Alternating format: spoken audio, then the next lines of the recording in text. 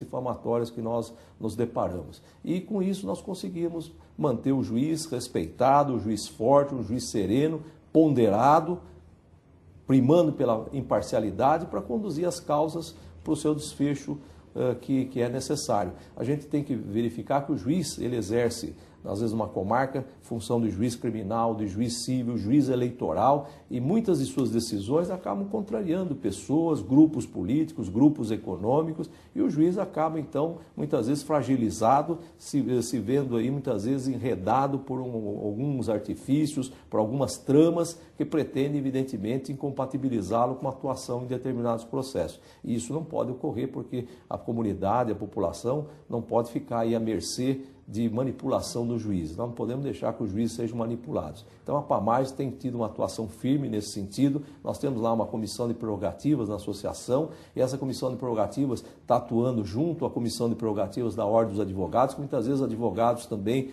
procuram, de alguma maneira, desrespeitando o juiz e criando animosidade, afastar o juiz do processo, né? Às vezes também se valem de expedientes, vamos dizer assim, até ilegais, ilícitos, para procurar também compatibilizar o juiz com a sua atuação no processo. Então nós temos feito um trabalho junto à ordem, também muitas vezes com representações ou até com atuações preventivas, né? Temos feito também muitas vezes com trabalho junto com a Procuradoria-Geral da Justiça para identificando condutas criminosas, crimes de calúnia, difamação, injúria contra o juiz, para que sejam tomadas as providências necessárias, sejam designados até promotores para acompanhar os casos, porque eu acho que a gente tem que ter essa preocupação, né? O juiz está ali para servir a sociedade e ele não pode ser manipulado de qualquer maneira para que ele se desvie desse rumo de promover a justiça, de distribuir a justiça na sua comarca. Então, esse é um trabalho que a associação vai continuar fazendo,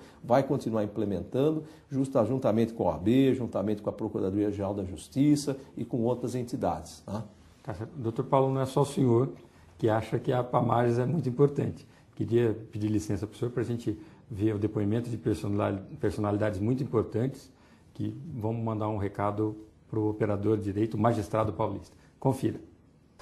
Juízes e juízas de São Paulo são a alma do Poder Judiciário paulista, um dos pilares da construção e de sustentação do Estado democrático de direito. Por isso, vai aqui o meu abraço fraterno a todos os magistrados e associados da APAMAGES. Os juízes de São Paulo estão de parabéns pela qualidade de sua associação. É importante que todos os juízes estejam juntos em grandes atividades cívicas e a APAMAGES de São Paulo demonstra exatamente isso, que os juízes podem trabalhar juntos pelo bem da comunidade e, ao mesmo tempo, pensando nos problemas da própria corporação. A PAMAGES é um fator de aglutinação das forças mais importantes da magistratura, no sentido da manutenção daquele ideal de justiça. Busca-se, pela atividade associativa, ter base de sustentação para a luta pela justiça. Um país convive com a democracia, um país é democrático quando as instituições funcionam. E no Brasil as instituições funcionam bem. E elas têm entidades que dão retaguarda ao seu trabalho, que a representam em alguns momentos. E a PAMAGES faz esse papel, aliás, com muito brilhantismo.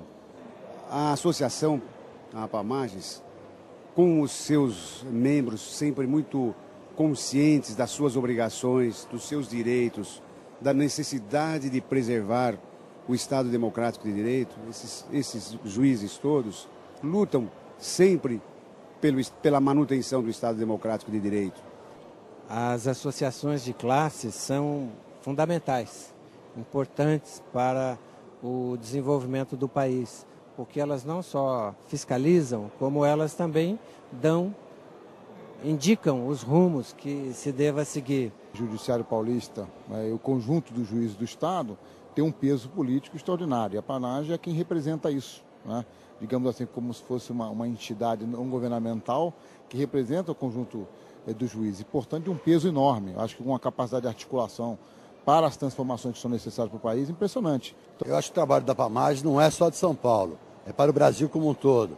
Daqui da PAMAGES eram os grandes dirigentes da AMB, e desde a luta da Constituinte em 88, sempre a PAMAGES esteve presente, fazendo valer a justiça e a democracia, direitos inalienáveis do povo brasileiro. Bom, a Pamages, ao longo desses anos, tem contribuído bastante para a coesão da magistratura de São Paulo, que é uma magistratura importantíssima. Agora que eu estou em Brasília, eu vejo o quanto a magistratura de São Paulo é respeitada. Estamos de volta com Frente a Frente com a Justiça, nessa oportunidade, trazendo a entrevista do futuro primeiro vice-presidente da nossa querida Pamages, Dr. Paulo Dimas de Beles Mascaretti. Dr. Paulo Dimas, no bloco anterior, o senhor abordou uma questão extremamente importante, que era a capacidade que a Pamages tem de dar uma segurança, um anteparo ao magistrado. Mas há um outro lado, que o judiciário é, muitas vezes, normalmente, a última esperança do cidadão. Quando ele vai recorrer ao Poder Judiciário, é porque, normalmente, o Estado inteiro falhou. Na questão da saúde, o senhor abordou, na questão do consumidor, tem uma série de problemas que ele não tem mais a quem recorrer.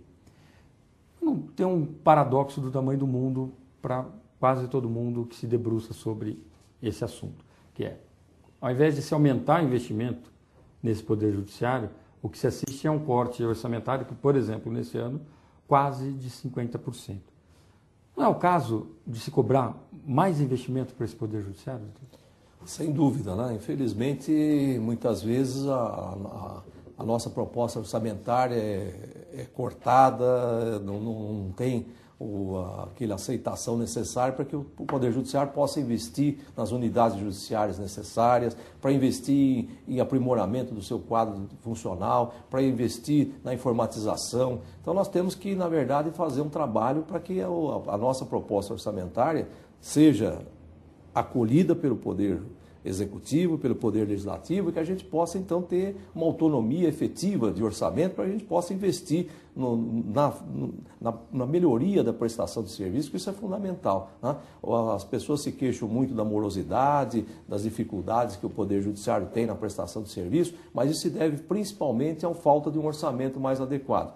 Esse ano, nós estamos lá com o deputado Rodolfo Costa e Silva na Assembleia, difundindo uma frente parlamentar em defesa da autonomia orçamentária do Poder Judiciário. Essa frente, inclusive, nós levamos ao interior, lá em São José do Rio Preto, para divulgá-la. Fizemos várias reuniões lá junto com o deputado lá na Assembleia Legislativa, e a ideia é que a gente tenha um orçamento mínimo, né, respeitado pelos outros poderes, para que o Poder Judiciário possa investir mais, né, na sua estrutura e poder prestar um serviço melhor. Nós tivemos lá, tem até a iniciativa de um deputado estadual com o apoio de mais de 50 deputados, no sentido de que pelo menos seja assegurado ao Poder Judiciário um mínimo de 6% da receita bruta do Estado. Então, hoje nós temos uma participação em torno de 4,6% do orçamento, né? E nós teríamos pelo menos assegurado com essa legislação, com essa nova lei que se coloca lá, 6% do orçamento, que seria um valor que poderia permitir que nós tivéssemos aí um aprimoramento de unidades judiciárias, pudéssemos aí treinar melhor nossos funcionários, pudéssemos aí informatizar realmente todas as unidades judiciárias, investir realmente na melhoria do serviço. E esse é um trabalho que a gente vai continuar fazendo também, perseguir essa autonomia orçamentária. Tá certo. Doutor, outro ponto que marcou essa gestão, que a hora se despede, foi em maio de 2006, houve uma série de atentados